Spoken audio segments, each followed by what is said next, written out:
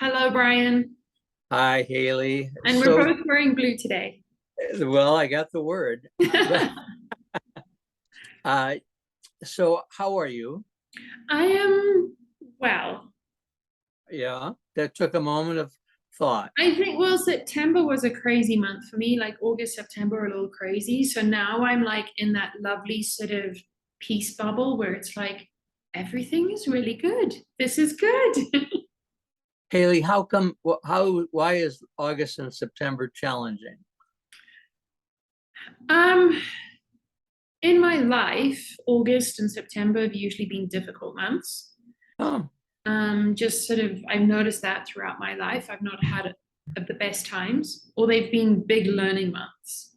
Um, wow. and September this year was the completion of a 5-year cycle. So it was a big month and required an enormous amount of me being focused on that.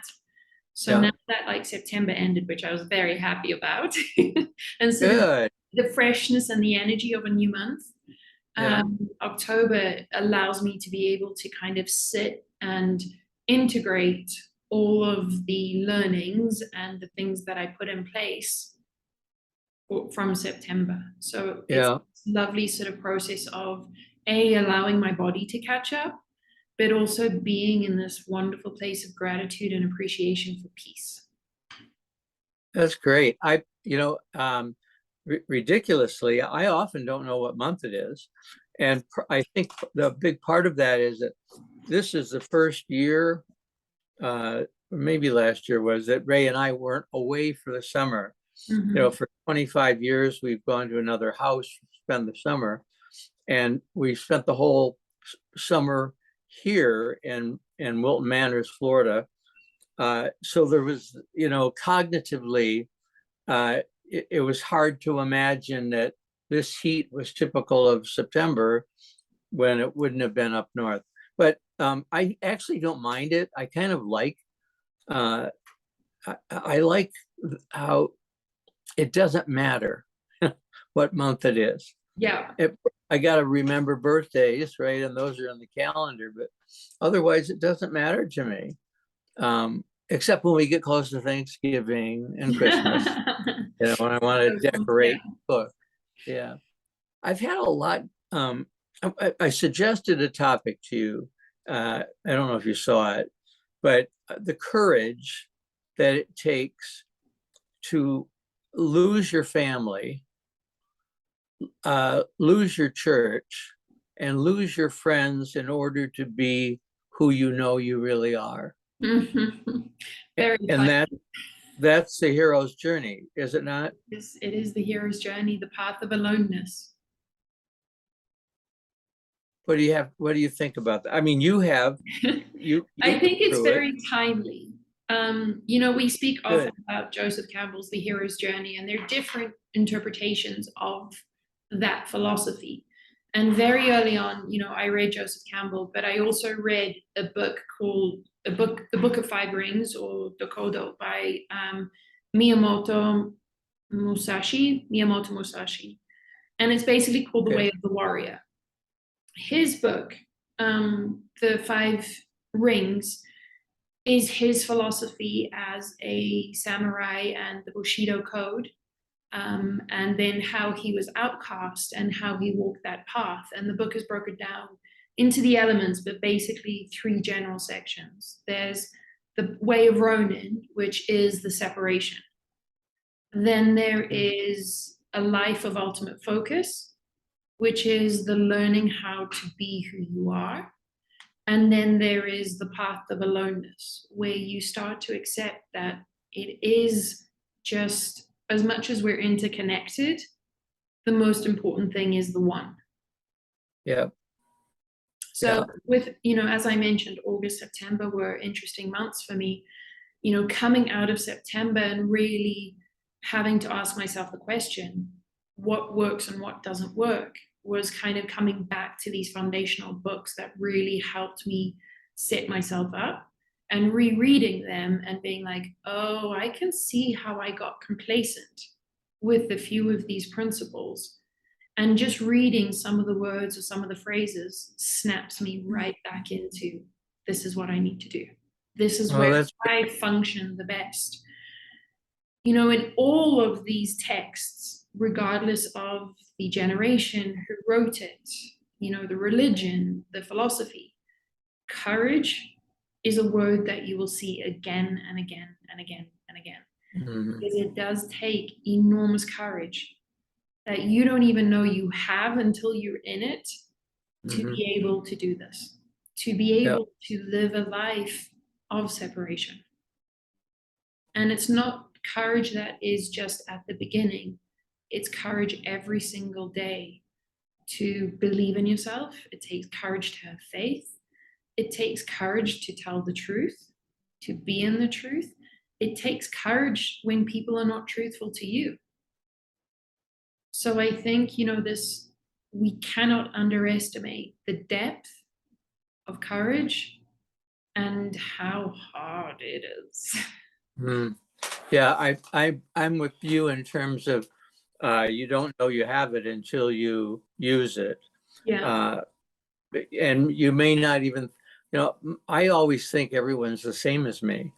I do. I just sort of, I don't know why. I've just always thought, your family life is like my family life, and your dad's income is like my dad's income. And, it's that I don't, but I've liked it. I've liked this, the feeling. I think it opened me up more to people. Uh, Later learning that their lives were not as privileged as mine, it helped with empathy, you know. But I wasn't aware that I was courageous until I reflected. How can you put your name in uh, for consideration of an election by your peers, right? So so we had a class president who was the same class president freshman, sophomore, and junior year. And senior year, I dared to put my name in there, and I won. But in looking back, that was a pretty courageous thing to do. I think Uh, a lot of the time, trusting your intuition is courage. mhm, They're interchangeable. Um, because a lot of the time when we're just following our intuition without questioning it, we're courageous, we're innately courageous. And then there are the moments where you actually have to be very present with courage, very aware and very present with courage. mhm. Why? I think because you have a choice in front of you, you're almost at like sort of a fork in the road, and it takes different levels of courage to pick the right fork, Mhm, or the one that feels best to you. And I think that's where you have your intuition, but you also need to be courageous above and beyond the intuition. mhm. And you have to be present with it, and it's uncomfortable. Courage is There are uncomfortable. there are fewer ways to call on courage, I think. No, forget that. I think it takes courage to age, gracefully. I think it takes courage to not sit and bemoan your Mhm. loss of control over your weight, your appearance, your finances. It takes courage to look that all in the eye and say, it is what it is, and I'll deal with the cards that I've been dealt. Yeah, I think it takes enormous courage to be a human being. And, in this day and age, it takes enormous courage to be a human being. Just because there isn't a World War III happening, it's still an incredibly hard time to be a human that rivals what other humans went through in World War One, World War Two, and other huge wars. Mm-hmm. We had a lovely sort of headline back then, oh, all of this is happening because of this massive world event. We don't have a single world event to point to right now. We have tons. So it takes enormous courage for us to choose virtue, to choose are you going to be the best possible version of you, regardless of age, regardless of your circumstances? And regardless of the negative feedback that you know you're going to get if you put yourself out there. Yeah. You have said often that you think that gay people, transgender people have a superpower that is admirable in their ability to let go of everything, Mm-hmm. because there was no real, I mean, if you come out as Muslim, which is really dangerous sometimes in some places to do, you nevertheless have a Muslim family and a Muslim community and a Muslim mosque, and so you have support. But coming out as gay or trans, while there is a growing community, it's not necessarily one that has a history of supporting each other, right? Sometimes it was every man for himself. Mm-hmm. Uh, And I so think the age, people coming out of the closet at different ages is courageous. yes, I hear a lot from people who are coming out in their 70s, their 60s and 70s after having been married. We had a guest on our Yeah. show, I think Dan Bolin. He has a book out called The Courage to Be Courageous. I haven't finished reading it, but it does take courage to name yourself. When you named yourself clairvoyant, and people thought you were a drag queen at Lips for a while. That would have been so much easier. It would have been easier, wouldn't it? I don't know. It would have been. Throw on a wig and makeup and a dress. Knows. But I think to have the courage to say, Hayley, that you're clairvoyant, and I know that the clair goes out in a lot of different categories, that takes courage. I think it takes courage, but I think for me in my life, people are less concerned with that. I met with less resistance in terms of how I earn money and how I function. I need more resistance because of my relationship with my parents. So it takes more courage for me to speak the truth about my relationship with my parents, because that is far less accepted than being woohoo. Okay, so in our day and age, we're still very much in the mindset that our parents are God. No matter what your parents do, no matter what the relationship is, you just sweep it under the rug and you be there for your family. I've both of my parents have died, and it took me a while to really understand what they had done for me, that was positive. Even we take it for granted that mom's going to pack your lunch, but that's work. Mm-hmm. Taking time out of her life to do something for you. And you don't often think about that. Mom, can you pick me up after practice tonight? Because you didn't have your license yet. And I think we're softer on our parents when they're gone. Then it's easier to say they're doing the best. They did the best they could, right? Because they can push our buttons really easily. They do. And the rejection by them hurts. It's, you don't want to say it hurts, but it does hurt. Yeah, I think part of our life path, our parents are our greatest lesson. From a karmic perspective, our family is the greatest lesson. And that it's a tough one, tough one, and it's it takes courage. And I think when we're talking about courage in terms of that separation and having the courage to be alone, regardless of how long you're going to be alone for, it is that separation and the courage to say, I may be alone without family. Hayley, before we started, one of the things that I thought about courage is that coming out as gay, if you're a Catholic, you're no longer, especially if you choose to express your sexuality physically, you're no longer within the graces of the church. Mm-hmm.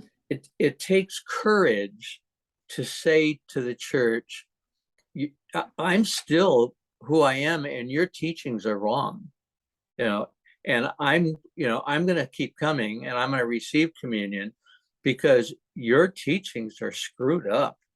That takes courage to do, because for generations and generations, the clergy were the most powerful, influential people in society.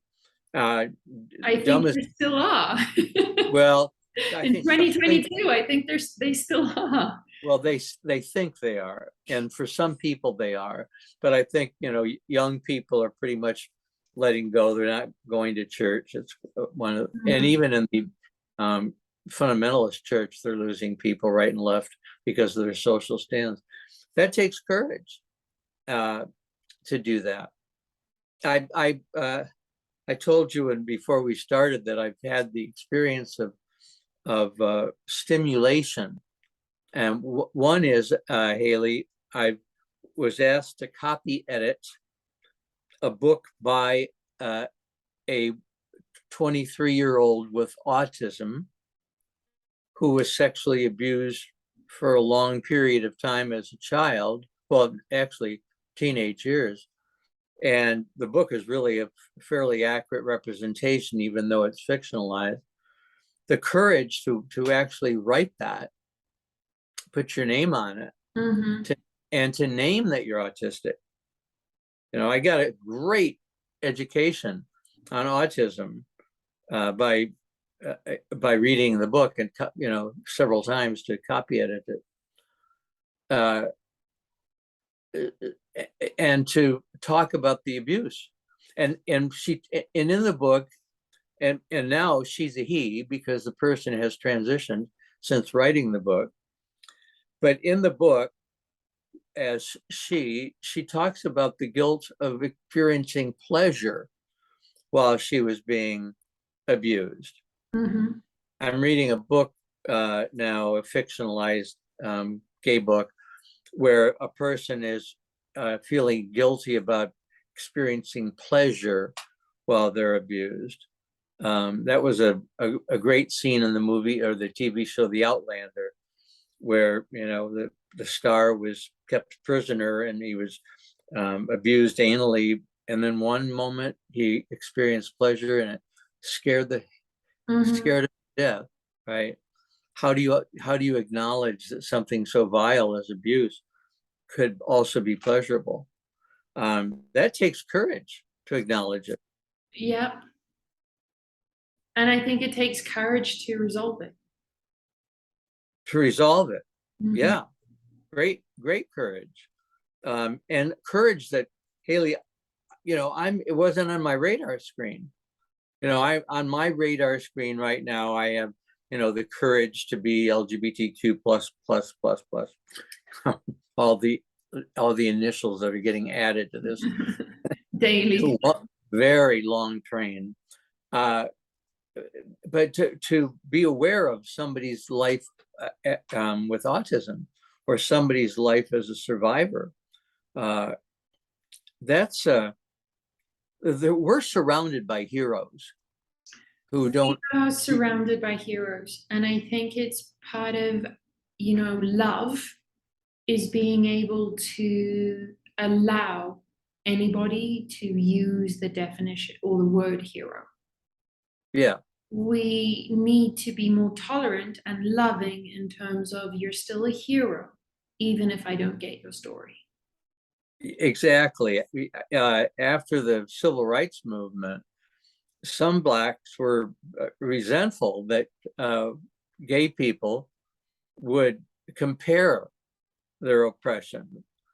And people never said it was the same, but there was a resistance to having it called a civil rights movement, because that's what we are, and we fought against all this slavery, and you have no idea about the lynchings.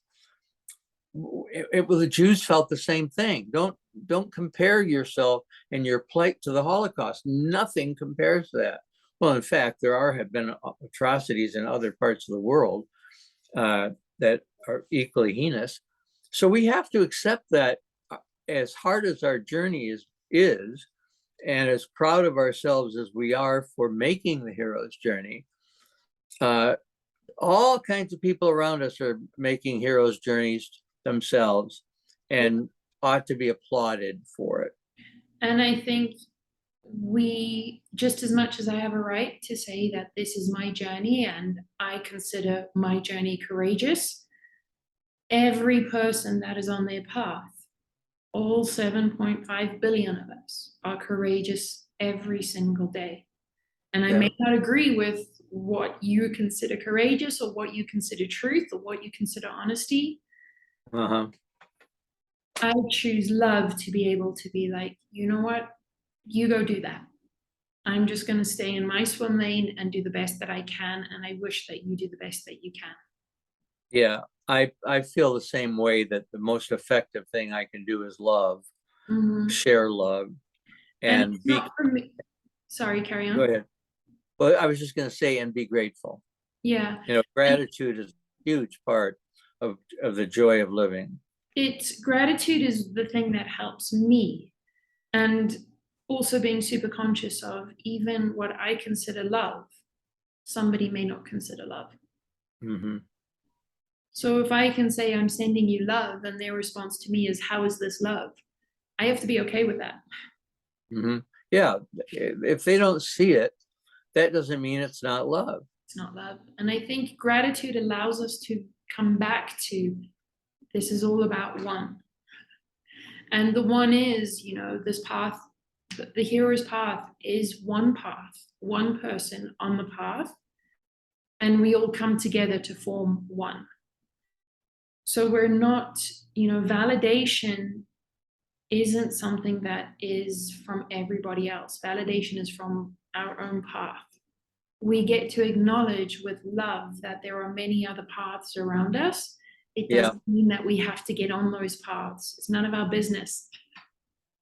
And sometimes you do find yourself in the company of others who have made similar journeys.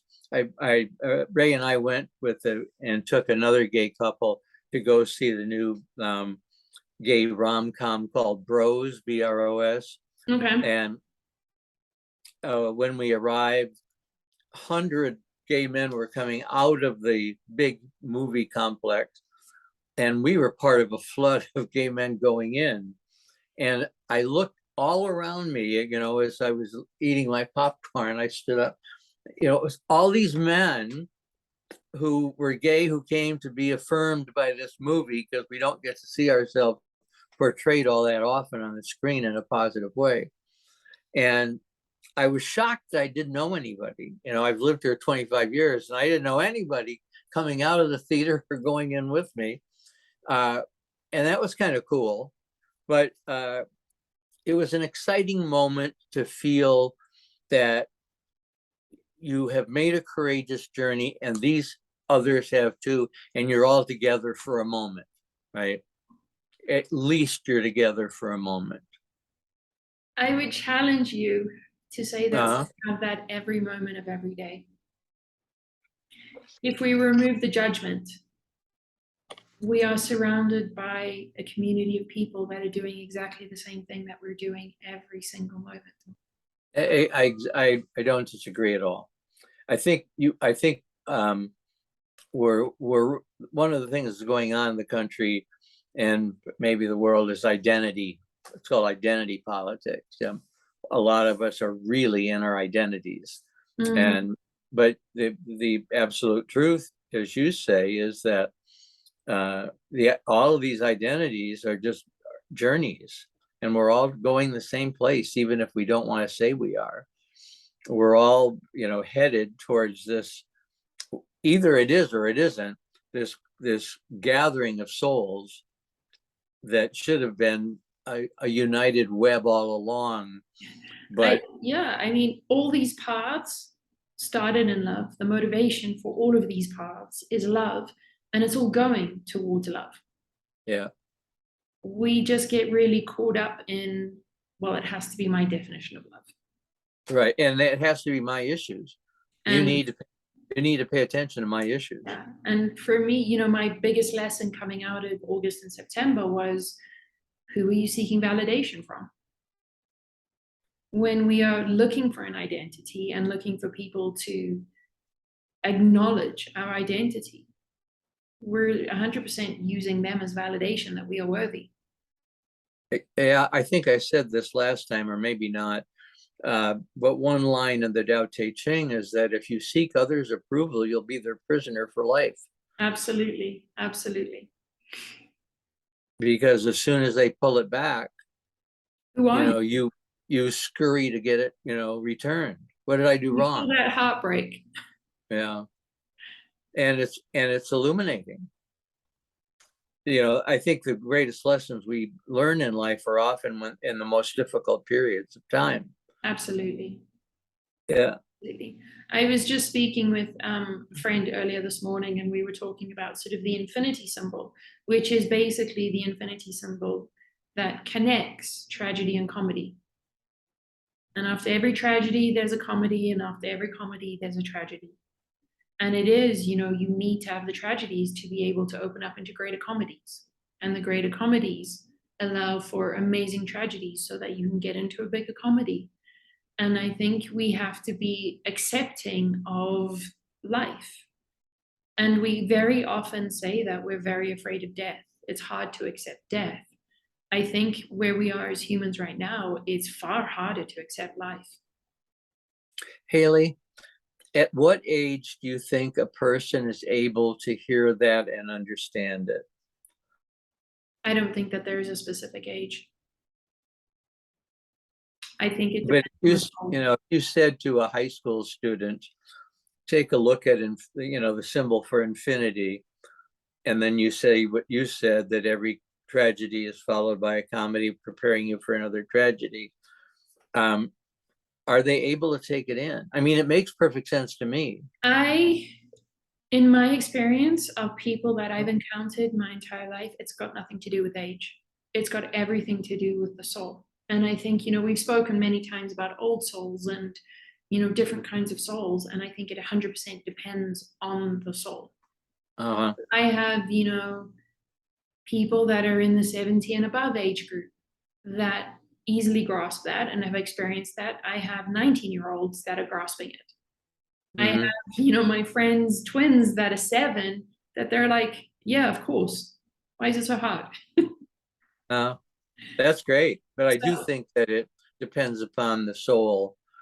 I don't think it's an age. And I know that we can generally look back at civilization and say, okay, between these ages, this is generally what happens. Between these ages, this is generally what happens. I think we can say that. It's a generalization. But I also think, the truth of it is, in every hero's journey, age has nothing to do with it. It has everything to do with timing and the soul's timing of being accepting of, are you ready to do this now? And for me, and I think for a lot of people, COVID stopped us from getting the affirmation of people we usually got it from, right?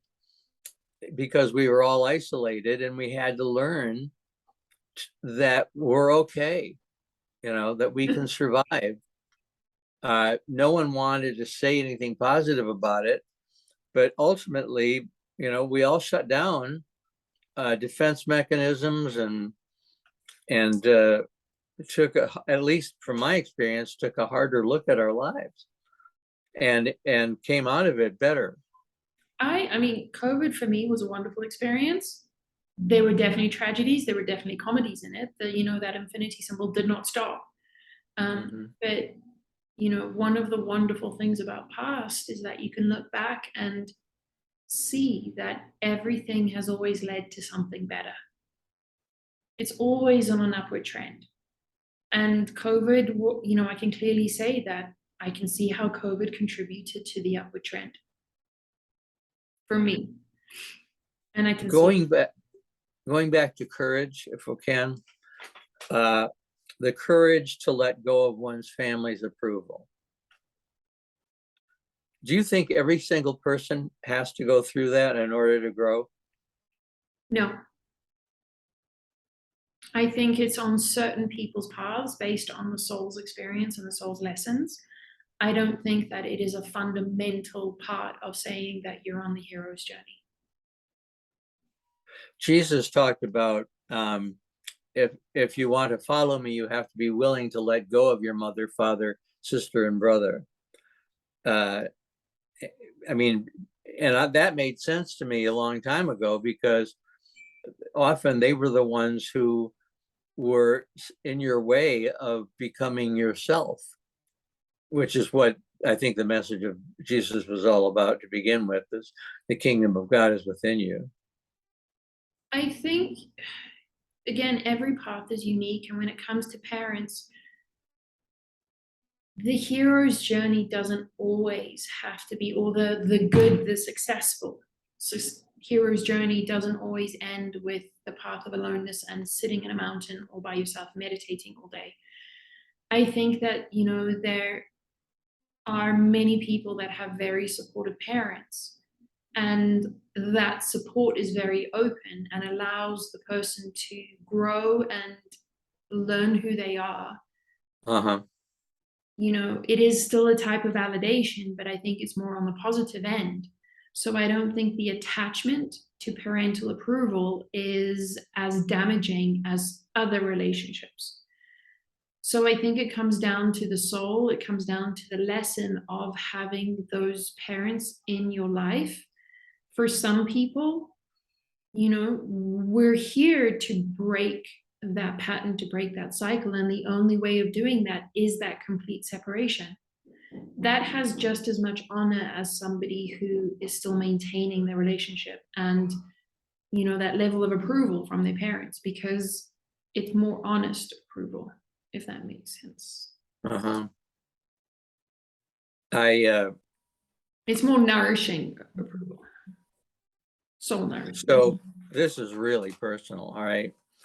I know that you've struggled with your folks. I don't know where you are with them now, but I think you're still estranged. We're completely separated. Yeah. So Hayley, one of the things I worry about is that when one of your folks dies and you want to be back there to, you know, there's a part of you that wants to go back just to be present, to say goodbye, that, you know, that what you're going to face from the comments of others is going to be really hard to take in or to repel. Yep. I'm well aware of that, and I'm prepared for that. And I'm prepared for you call me and I'll go with you. I don't think I'm gonna go. You know, where I am Okay. now, I don't think I'm gonna go, because again, that separation sometimes is a complete separation. And I think, you know, as I was saying earlier on, people are sometimes far more accepting of a certain lifestyle than being able to say, I'm separated from this person or these people. For me in my life, and what I have experienced, is that there is no going back at this time. Something has to fundamentally change. Either I need to give up my life, or there has to be an improvement on the other side. Yep. So, you know, part of me having the courage to be able to say I'm okay with the path of aloneness is being able to navigate. If you do this, there's going to be this kind of feedback. Are you prepared for that? Yeah. And I had to sit there and say, yes, I'm prepared for it. I have the courage, and I will take it. And I think it's consequences, you know. I'm not immune from the consequences of my decisions. How so? I just, as everybody else on this planet, we're all lined up for the consequences of our decisions. And my decision to choose a life where it's just me means that other people aren't going to understand that. And when we say consequences, we sometimes the word feels like it's representing bad things, you know. It You're gonna, represents both. yeah, it can represent, you know, 'cause it can be representative of a great new life, the consequence of Absolutely. coming out. But we think, you know, you're gonna have to face your consequences. And I You've think, that is the courage to be able to say, I'm ready to face the consequences of this because I have faith that the positive consequences far outweigh the negative. Mhm. And that's been true in your life. It's been true in my life. And, when I sit with it, these aren't decisions that I take lightly, like, should I drink some water? Or I can go Right. 5 minutes without a drink of water. These are decisions that, I sit with my soul and I have to feel it out and I have to sit with what is the right action. Are you sure this is the right action? So it takes, part of courage is contemplation. To understand that if you make this decision, these are possible consequences. These are possible consequences, but really the contemplation allows us to determine the right action based on how it feels. Uh-huh. We need the contemplation to get quiet and to be able to say, right, if I do this, how does it feel in my heart? Does it feel free? Does it feel peaceful? All right. Now, if I do this, how does it feel?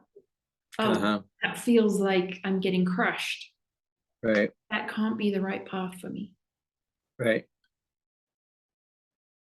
A lot of people that I've encountered on the gay issue over these 48 years has been, I will come out when my mother dies, you know, or because they're afraid of losing the approval of that person. And part of letting go and making the choice is accepting the possibility of that loss. And I think it's more about accepting the possibility that you're going to be okay. Yeah. Yeah. There's a wonderful saying, I don't know who said it, doubt kills more dreams than anything else. And it is that doubt that if I become who I truly am, then I won't be loved, I won't be accepted. Uh-huh. It's doubt. And I think if we're, hopefully we're moving into a place where we're starting to look at these things in a far more balanced perspective. Yes, will you be loved? Will you be accepted? But what if you are loved? What if you are accepted? What if you're okay? And Kim, do we come up with that question on our own, or do we need the guidance of someone else to help us see it? I think, again, it depends on the soul. I think for some people, they can get to it on their own. I think for others who are open to help, they get it possibly sooner. Mm-hmm. So I think it depends on sort of that soul's path in terms of learning. Are you more comfortable learning on your own? And is there more in that learning for you as a soul? Or is it, more learning to get it from, be taught by somebody else or get the guidance from somebody else? My path has been mostly alone. All of the contemplation that I do is mostly alone. And then once I figured it all out and everything's back in order, then I speak about it. But even in those harsh times, I still have one or two people that I realize that I'm so far in the weeds, I need help. Mm-hmm. So I go and get help. I think it makes life easier to get the help. It doesn't have to be so hard. But I think we have to, there's so much that goes into accepting help that sometimes it takes a little while. I was thinking, Hayley, that it may be true for you also, but I find myself attracted to people, regardless of their issues, who have taken the courage to be who they are, right? That there's an energy about them. When I think of my different friends, Pardon? It's very intriguing. It is. Why are we friends? It's not just personality, but the personality is also part of what helped them be who they are, right? Uh, I have a couple people, well, more than a couple, who are little people, right? And they've had to deal with a lot of crap in their life as little people. But the ones that I know who have so courageously, said, "Hey, look, this is my world. You live your life. I'm going to live my life in a way that works for me." I'm attracted to that. In the same way, they're attracted to me having said I'm gay, and that's it. Church is wrong, parents are wrong, company's wrong, friends are wrong. This is who I am. I think hearing other people's stories and hearing that you aren't alone is incredibly comforting. Mm-hmm. And I think that that's the attraction, which is, oh, it's incredibly courageous and takes an enormous amount of courage to do this. It's so comforting to know that you're not the crazy one. Right. When Right. you Yeah, hear and other that, people's stories and you kind of have this comfort that there's others that are around you, it's mhm. incredibly comforting. It's still validation from the outside, but I think sometimes it's okay for us to just sit for a moment and allow it to nourish the soul without getting completely attached to it. Mhm. That's why books also, you don't have to actually encounter the individual, but to read a book by a person who has made a journey similar to yours can be very affirming. When I sometimes read a book and I see a phrase, I can actually feel my heart leap, into the book because it's so excited to be affirmed by something that you didn't know was ever going to feel affirmed. And oh my God, that's exactly what I think, or that's what I did, or that's what I feel. Um, that's why, I would love it if people talked more to each other. I think, that's part of all of us humans being here is to be able to share our experiences. We just need to be conscious of where we're getting attached to it, where Say we're more. allowing another person's experience and our familiarity with that experience to now be the affirmation that you're on the right path. Yeah. Yeah, you have to be careful about that. It's a very fine line. And I think, that is part of it. We all get complacent with it where we're just like, I'm just going to stay here because it's nice and comfy and leave me. Right. And I'm going to look for people who have made the same decision I made. Yeah. And that's where I think the country is, at least the US is struggling, is that, people are dividing rather than talking. I had a friend, actually the guy who cuts my hair. We were talking about younger gay men and some of the challenges they face. He said they don't know how to flirt. Flirting is not part of their world. They have a phone, and they get an app like Grindr, and they go through the faces and they find the one they want. And they said, "I'm here. You want it? Okay, that's it. There's no flirting." Huh?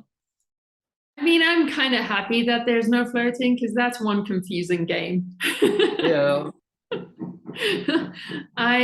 Flirting confuses me endlessly because I'm always Well, sitting there going like, is this flirting or is this just friendly? yeah, and there's the fear of misreading it and then Yeah. standing there with your pants down. Like But yeah, but just going back to the stories, and we were talking about people telling their stories. I've often been in an elevator, where several people were in the elevator and no one was looking at anybody else. They were looking at the numbers to see, when their number was coming up.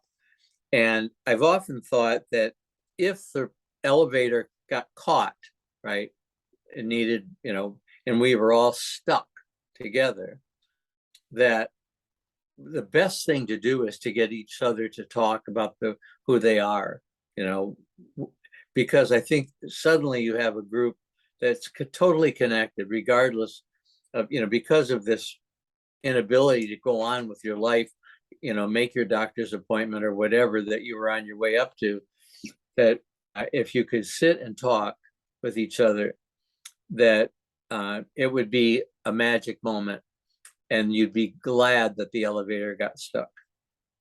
I think that's presence, being fully present and allowing, the faith that everything happens for a reason. Uh-huh. So if the elevator stops like that, there's some reason for it. Let's enjoy it.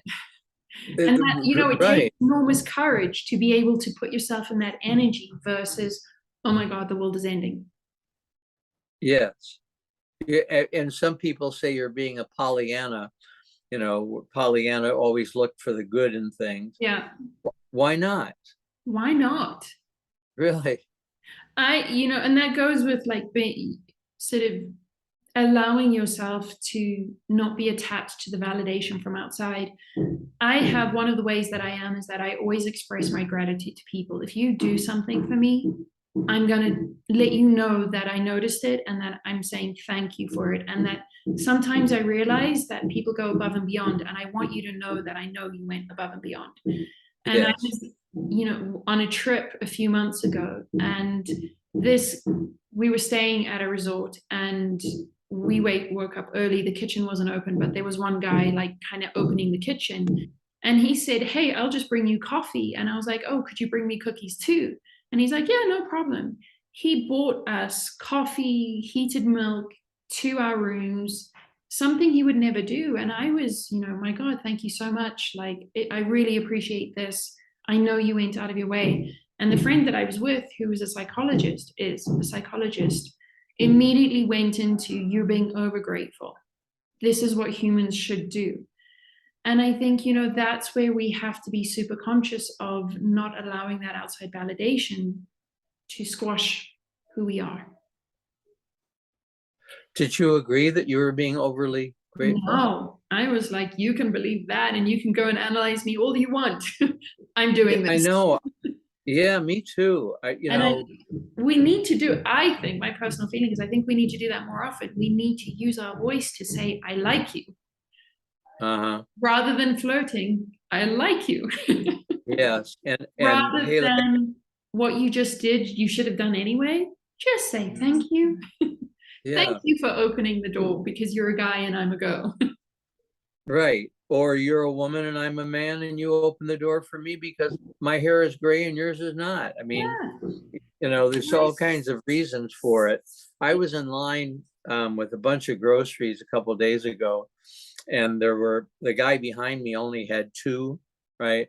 And whenever that happens, I say, go ahead, go ahead of me, go ahead of me. And, but I had ice cream this time. And I looked behind him and there were 6 or 7 people with 2 items. And I thought, if you do him, you're going to have to do everybody else. So once all my items got packed, I went back to him and I put my hand on his shoulder and I said, "You know what? I really wanted to let you go first, but I looked back and there were some people." He said, "Oh, thank you for saying that. No, it was not a problem at all." But I like that connection. I like acknowledging that this is what I wanted to do, but I couldn't do. You're important to me. I noticed you. I notice, I see you. Yeah. I like that phrase, "I see you." It's kindness. Having the courage to be kind when it's unexpected. Yes.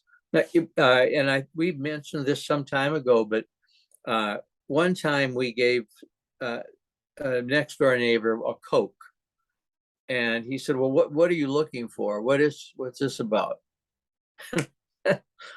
We happen to have a bunch of Cokes that are cold. Would you like a Coca-Cola? Because he was thinking everything's got a price tag, right? What do you want? Yeah, what do you want? What are you up to? And it's lovely to live a life that you have no expectations. You're doing it because you're kind. And I think, as we're ending this, we have like 1 or 2 minutes left. But, going back to courage, the courage to allow people to show up, even when they haven't done the best thing. Being able to be open to, I'm going to let you show up, but there's only so far. It takes enormous courage. And I think that's Yeah. kindness too. And if we're looking at where, the US is in terms of its division, it's being able to say, I don't agree with you, but I still allow you to show up. Yeah. I allow you to vote. Yeah. Yeah. I So allow you to have your opinions because I know that they formed somewhere because somewhere there was love or there was a lack that's, of love. yeah. And I don't know your story. So Yeah. how can I be so angry with you? And you don't know my story. So, let's quit labeling each other, and go vote, with gratitude and Yeah. hopefully love. Yeah. That's Pretty really what it's idealistic, but I think it would work. As always, I loved our time together, I Hayley. do too. Such Yeah. interesting conversations, and it's so good to get the brain going in that way. Oh, yeah. And writing one description of what was said is really a challenge. I hope people enjoy it as much as we do, and it's fun. It looks like we're getting an increased number of people who are checking Yeah, in the site. Are you happy without the movie? it's Which I'm always, glad. We're not doing it for them. If we were doing it for them, we'd script it. We're having great conversations, and if people want to listen in, that makes us happy. listening. Yeah. All right, my love. Have a wonderful, I think, 2 weeks until we speak again. I love you, Hayley. Lots of love to you, Ray and Lincoln, and take care. Thanks. Bye, Bye. dear.